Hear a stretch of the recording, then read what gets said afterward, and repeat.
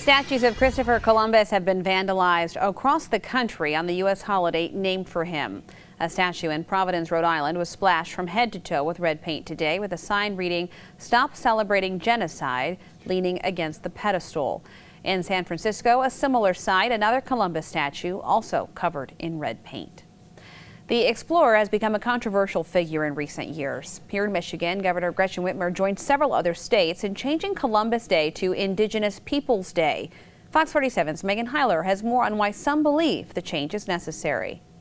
East Lansing is just one of the many cities across the country that is opting to celebrate Indigenous Peoples Day rather than Columbus Day. Now, this is a polarizing issue nationwide, but kids at MSU say they're happy to be a part of a city that recognizes change. As Americans, we did do a lot of bad things to Indigenous people, so I think they should be celebrated for the sacrifices they made. It's good to know that it was their place first, sometimes just to remember that. Last Friday, Governor Gretchen Whitmer signed a proclamation declaring today, October 14th, as Indigenous Peoples Day, something that Casey Chapito is proud of. It's always a great feeling, just because you have people in high positions, you have people who can affect change, who are recognizing these issues and taking steps to rectify hundreds of years of wrong history. There are 12 federally recognized tribes in Michigan and more than 500 nationwide.